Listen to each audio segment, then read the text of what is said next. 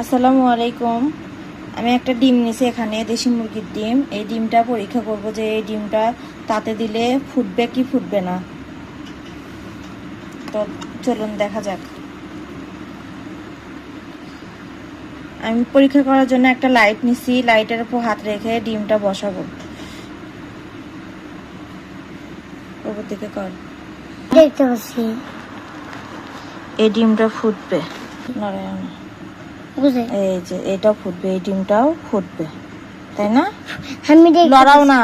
আমি দেখতে পাচ্ছি। নিচতলাতেও বেশ কিছু মুরগি আছে।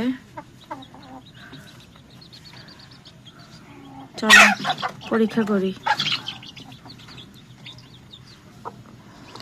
মুরগিটা আমি পারলাম, এখন ডিমগুলো চেক করব।